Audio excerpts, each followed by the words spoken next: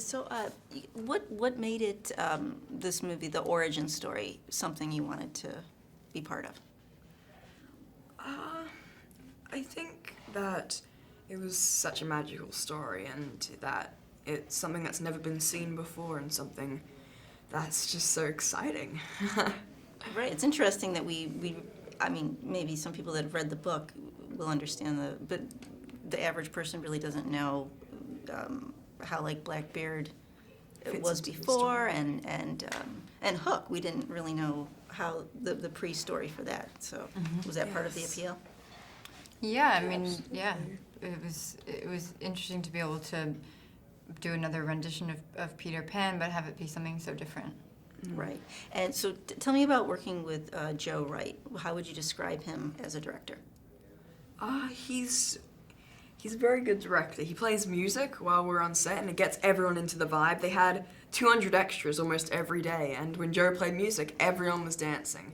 In the native village especially, it was perfect vibe, perfect set.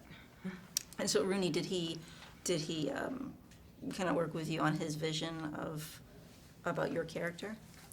Yeah, I mean, Joe, when I met with Joe, he had sort of a whole collection binder full of all these images that he had collected from National Geographics and and other visuals of how he saw sort of Neverland and how he saw the natives of Neverland, what they would look like, and he wanted it to be sort of little bits and pieces from cultures all over the world.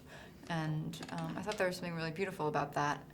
And yeah, I mean, Joe is great. You know, he calls for a lot of rehearsal, which was really kind of a great part about this, because it's such an ensemble. There's so many people, there's so many cast and crew, that it was good for us to all sort of have that going into it, that connection. And Joe just sort of has this infectious spirit, and he really had a very difficult job wrangling all these people and pushing this machine up the hill, every day.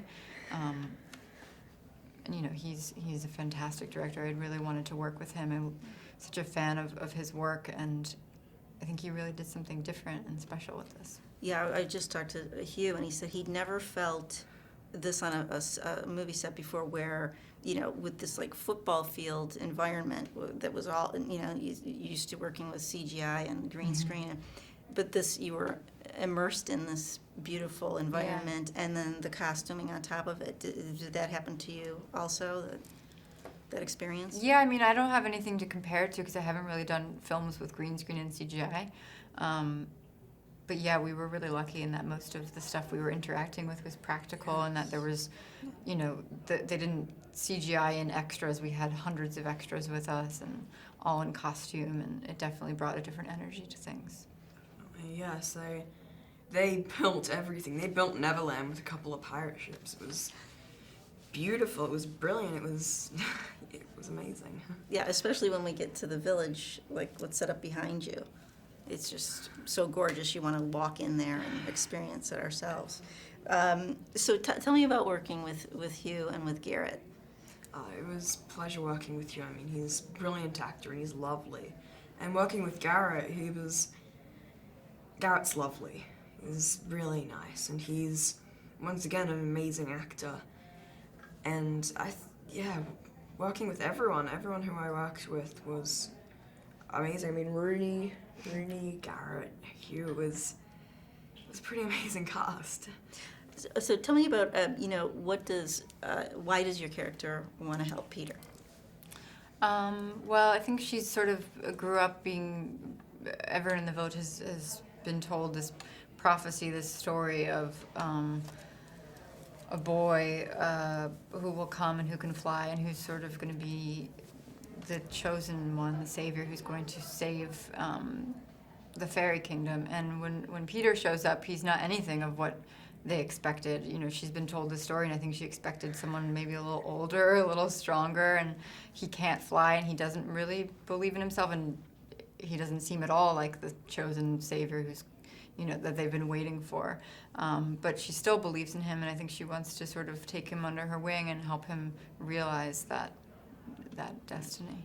And Peter has a single focus the entire time, most of the time. Can you talk about that? Yeah, it's finding his mother the whole time. That's what he dreams about until he actually finds her, and that's definitely a heartwarming moment. But it was in the script when I first read that. It was beautifully written by Jason. He constructed the whole script beautifully, and there's definitely a lot of things about this film that everyone else is searching for. There's lots of things that people are searching for, but it's mostly the things that people are searching for themselves, and that's what makes Peter quite selfish. In a way, he's selfish, but it's valid. I mean, it's a sweet thing to be selfish for. But whereas with Hook, and the only person in the script that isn't selfish is probably Tiger Lily. Well, she has her own agenda as well. Right. And can you talk about working with Garrett so closely like this, and us finding out that the pre-Hook of what we know of Hook, how that's interesting to know this little backstory with the two of them. Yes, I like this. I like the story. It's beautiful. It's interesting how he's Hook before the Hook. People haven't really thought about Hook before the Hook, and they've never really thought about him being friends with Peter. That's not an idea that's popped into anyone's head until Jason thought of it and put it down in the script. And it was fun to play with that, play with the chemistry between Hook and Tiger Lily, Hook and Peter, Hook and Tiger Lily, Hook and everyone, Peter and everyone. It was fun. It was make-believe.